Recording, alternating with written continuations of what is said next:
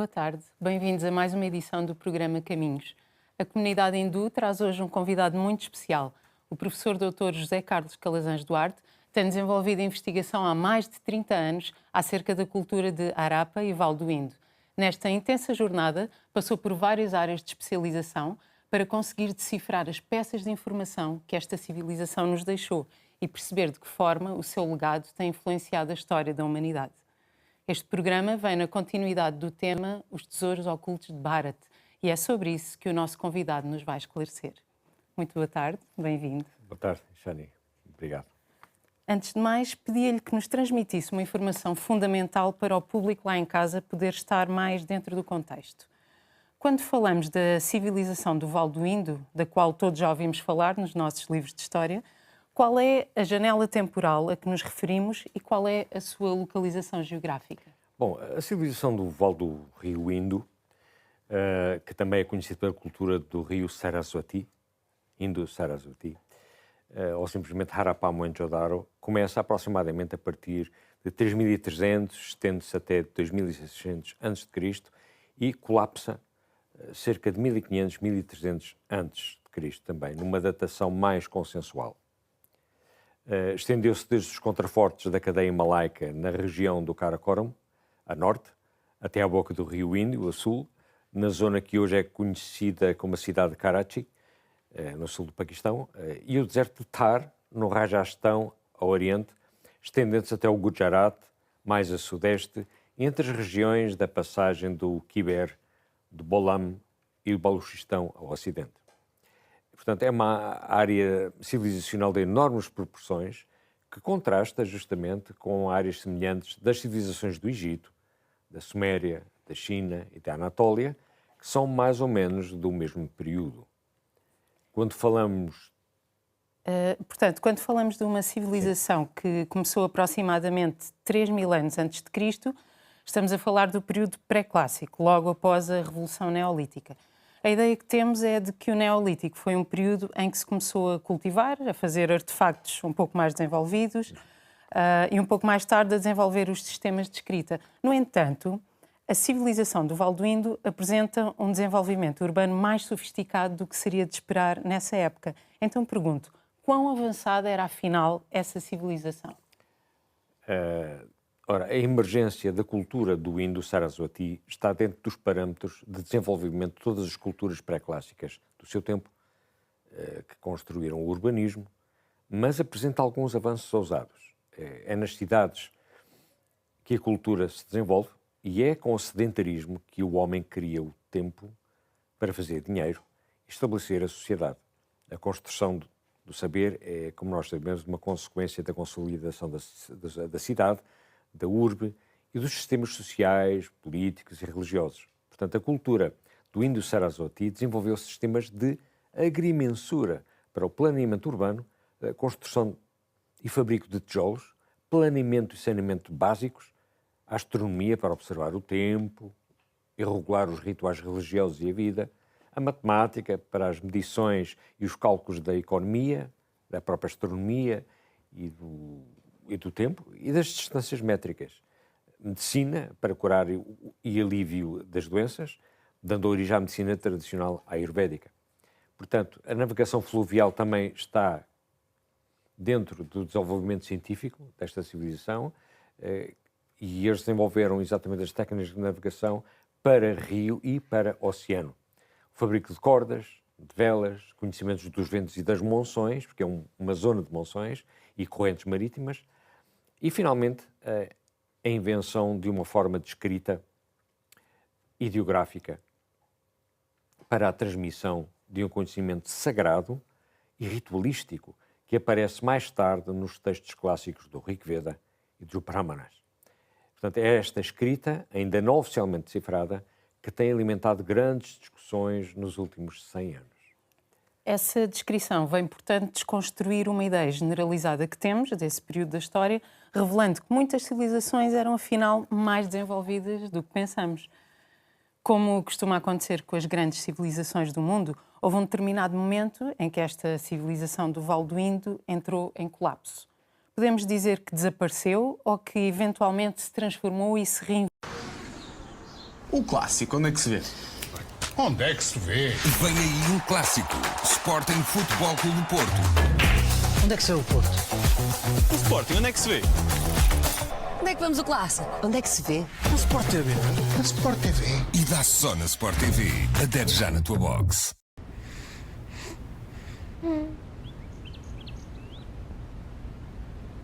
Inventou. Em que período é que isso aconteceu e quais foram, então, as razões desse colapso? Sim, ela entrou em colapso e o remanescente foi reinventado. O que é que isto quer dizer? O momento em que a cultura colapsou foi cerca de 1500 a.C. Os motivos não foram nada pacíficos, mas também não se relacionaram com invasões ou guerras de populações estranhas que desataram a matar a população. Esta é uma interpretação tipicamente romântica, europeia e neocolonialista. Porque estas supostas invasões, segundo a versão europeia e nomeadamente anglo-saxónica, trouxeram a cultura indo-europeia, como eles diziam, para reeducar e, superiormente, elevar a cultura do Vale do Indo-Sarasvati. Este é um discurso que continuou a atitude colonial europeia de insistir em catequizar os hindus, de cristianizá-los, para os salvar da total destruição em que se encontrava a Índia nos finais do século XIX. Como se afirmava na altura, e está plenamente escrito. Esta discussão é ainda corrente entre os historiadores, mas na medida em que a arqueologia e os estudos linguísticos indo-europeus avançam, nomeadamente a nível da decifração da escrita ideográfica, percebemos que não foi exatamente assim que se passou na antiguidade da Índia pré-clássica.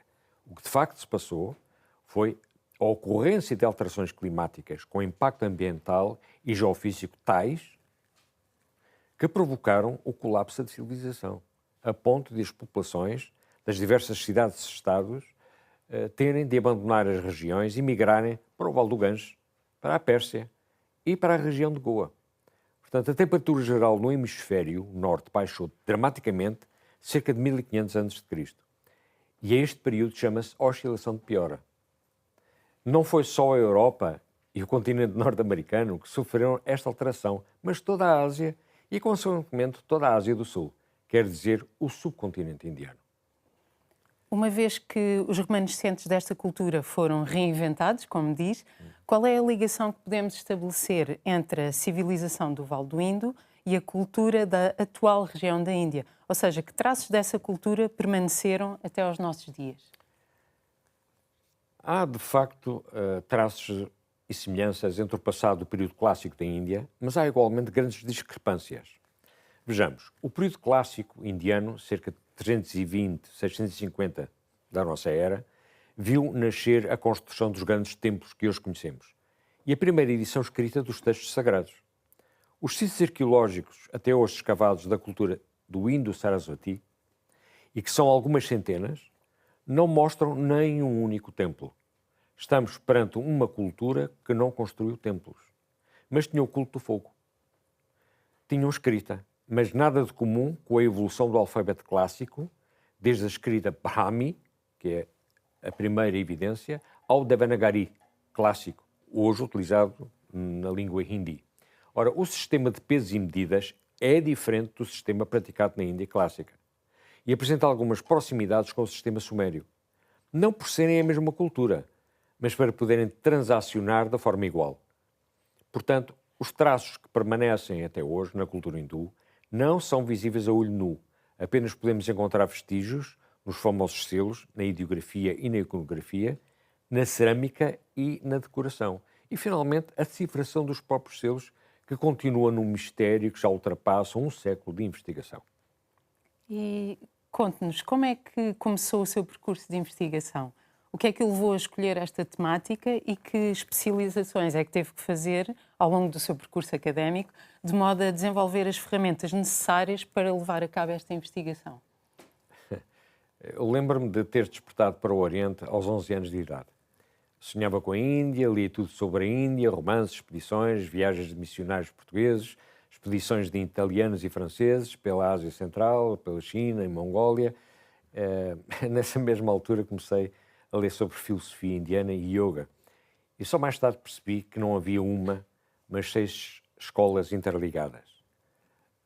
Mas a minha maior atração naquela altura foi pelo Tibete. E claro que devorei o descobrimento do Tibete pelo padre António de Andrade. E um conjunto de cartas enviadas por ele para os seus irmãos da Companhia de Jesus em Goa, datadas de 1624, em 1624 1627. E quis aprender tibetano, mas na altura em Portugal não existia nenhum curso desta língua. Fiquei então entretido com as leituras que me eram possíveis e quando cheguei aos 16 anos fiz-me leitor da Biblioteca Nacional de Lisboa e passei a devorar tudo o que encontrava sobre a Índia e a Ásia. Se não li tudo, foi quase tudo. Passados alguns anos, soube que havia uma professora que dava aulas privadas de sânscrito e um curso livre de língua e cultura clássica indiana no antigo Instituto de Ciências Sociais e Políticas, e era a professora Margarida Correia de Lacerda, a legítima e única herdeira do grande professor Mariano Saldanha, eminente goês, formado em Medicina e Farmácia, professor de Marathi, Konkani e Sânscrito, em Lisboa, na Escola Superior, dizia-se, Colonial de Administração, que era o Instituto Superior de Estudos Ultramarinos, entre 1929 e 1946. Ora, foi, portanto, através da professora Margarida Correia de Lacerda que eu fui iniciado, como outros na altura, nos estudos clássicos indianos. E por ela, mais tarde, levado à École d'Études en Sciences Sociales, em Paris, e à Universidade de Sorbonne Nouvelle Paris III. Mas acabei por formar-me em História da expansão e dos descobrimentos portugueses, apesar de ter feito os estudos de língua e cultura clássica indianas, incluindo a língua tocariana, que é um dos ramos mais obscuros da família indo-europeia, já extinto, e que era uma das disciplinas optativas na preparação para o mestrado e o doutoramento, dado pelo professor Jorge Rampineau, com a continuação dos estudos indológicos e civilização do Vale do Indo. Percebi que teria de incluir a botânica, que é referida abundantemente nos textos védicos e que está implícita na medicina ayurvédica, mas igualmente a astronomia e a astrologia clássicas, assim como a climatologia. Os impactos das alterações climáticas ao longo dos séculos e de milhares de anos influenciaram profundamente o curso da história dos homens e das civilizações. E temos de ter sempre isso em conta, sempre que falamos da civilização do Vale do Indo-Sarasvati. Eu sei que esteve a investigar na Universidade de Varanasi, uma das mais respeitadas na Índia, por via de um protocolo entre Portugal e Índia. Imagino que a exploração in loco tenha sido uma aventura. Quer contar-nos um pouco dessa aventura e dos locais onde esteve? Sim, uma aventura muito grande que não cabe aqui explicar todos os detalhes, talvez um dia num livro. Mas na Índia continuei a investigação, na Universidade de Varanasi, mas essencialmente orientada para o período pré-clássico, o Vale do Indo, Harappa Mohenjo-daro. E acabei por dedicar mais de 30 anos a este tema. Estudei várias coleções do espólio cerâmico e selos desta cultura, espalhados entre Nova Delhi, Varanasi, Uttar Pradesh, Maharashtra, o Gujarat, o Punjab, e na altura a maior parte das coleções não tinham sido publicadas, o que dificultou a pesquisa. Só depois da publicação do Corpus of Indus Seals and Inscriptions,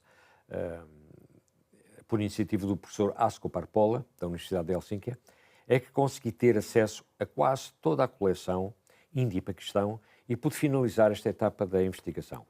Portanto, a melhor coleção e a mais numerosa foi, sem dúvida, a do National Museum de New Delhi, mas no Paquistão há, obviamente, uma enorme coleção de selos e impressões em selos, algumas já publicados no tal corpus, mas a maioria ainda está por publicar. São muitos milhares de impressões e de selos.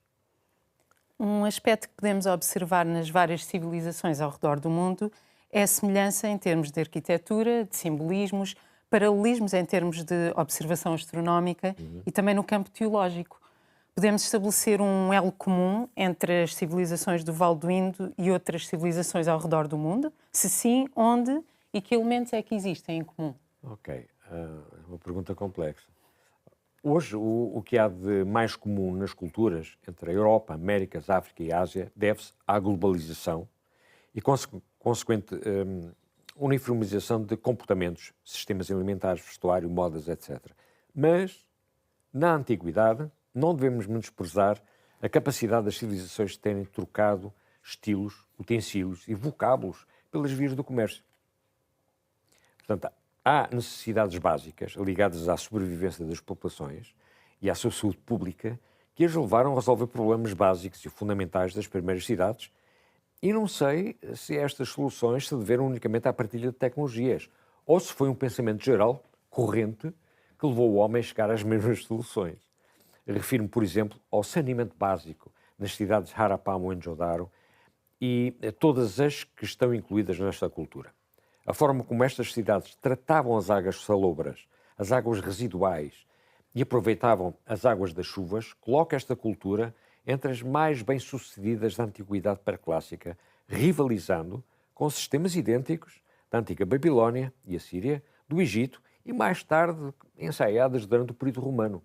Portanto, o planeamento urbano destas cidades do subcontinente indiano demonstra que eles conheciam muito bem a agrimensura e o planeamento de esgotos, antes de lançarem as primeiras pedras para construírem as habitações, os arruamentos, a padronização na construção de tijolos, a normalização dos pesos e medidas e, finalmente, a aprendizagem da língua e da escrita.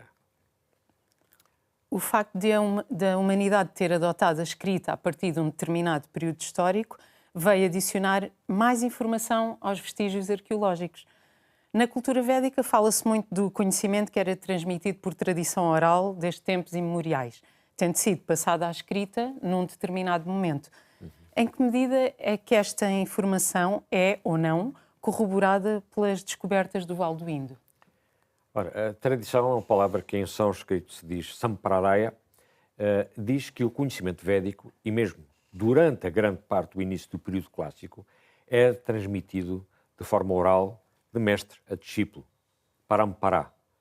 Mas, paradoxalmente, verificamos que a escrita ideográfica da cultura do Indo-Sarasvati está profundamente mergulhada nos rituais védicos, o que contradiz aquela afirmação. E perguntamos, tinham escrita, mas transmitiam oralmente o conhecimento?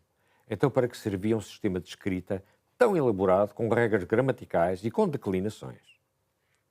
Este é o paradoxo aparente e evidente que se coloca perante a afirmação tradicional de que a cultura védica não tinha escrita. Como explicar este fenómeno? Como interpretar esta aparente contradição? Uma das explicações que eu dou, e vale o que vale, é a escrita ideográfica ter existido apenas para a orientação dos rituais védicos e dos tempos certos para realizar os rituais ao longo do ano. O conhecimento em si, com todos os detalhes, incluindo os cálculos astronómicos e toda a descrição que aparece mais tarde nos textos dos Brahmanas, faziam parte da tradição oral. Essa é a minha conclusão. Para terminar, quais foram então os frutos concretos do trabalho de investigação que tem levado a cabo? Qual é o peso que estas descobertas podem vir a ter no panorama da história e da arqueologia? Poderá mudar a visão que temos atualmente do mundo, à luz das descobertas feitas até à data? Bom, o resultado da minha investigação levou-me a várias surpresas. Uma delas, a língua e as declinações. A segunda, a gramática. A terceira, o vocabulário e o dicionário. A quarta, a tradução dos selos e a sua identificação no discurso védico. A quinta, a constatação de uma continuidade ritualística e linguística, apesar do colapso da civilização cerca de 1500 a.C. A sexta, a compreensão de que nunca existiu uma invasão de povos indo-europeus na Ásia Central, que um dia decidiram conquistar as terras aquém dos Himalaias, mas que estes povos pertenciam à mesma família linguística indo-europeia, que as suas migrações deveram-se, essencialmente, a transformações dramáticas na climatologia do hemisfério norte, como aliás já conhecemos muito bem nos últimos 12 mil anos. Faltava à história pré-clássica da Índia uma interpretação que a colocasse no quadro das civilizações do seu tempo, a Suméria, o Egito e a Anatólia, entre outras. Todas as outras culturas com escrita são hoje lidas nos seus textos originais. Faltavam os ideogramas do Vale do Indo-Sarasvati e o método de leitura e tradução que apresento permite ler todos os selos sem exceção, porque foi possível recuperar a gramática daquele período e compor o dicionário ideográfico. Para chegar a estes resultados, eu tive de criar uma epistemologia adequada a este trabalho. E, portanto, foi exatamente isso que me fez tomar mais de 30 anos da minha vida. E temos aqui estes livros, são uma materialização dessa sua investigação. Sim, ao todo são 4 volumes. Em princípio são publicados este ano. E depois veremos. Porque o mais importante é a crítica científica. Não é aquilo que eu digo, mas é aquilo que depois a comunidade científica internacional vai ter de dizer sobre e a partir da crítica feita. Muito obrigada pelas suas respostas e por este conteúdo valiosíssimo que, sem dúvida, me suscitou ainda mais curiosidade para continuar a investigar sobre estes temas. Eu aqui agradeço, Jane, pelo seu convite. Eu espero que a vossa curiosidade também tenha ficado mais aguçada e tenham ficado com vontade de acompanhar novos episódios em que abordaremos temáticas como esta, tanto aqui na RTP2 como na rádio Antena 1. Acompanhem as novidades através das redes sociais da Comunidade Hindu de Portugal, façam comentários nas publicações, coloquem questões e tentaremos responder à vossa curiosidade acerca da cultura da Índia, tanto no que toca à cultura antiga como às manifestações contemporâneas dessa cultura. Obrigada pela vossa atenção e até breve. Namastê.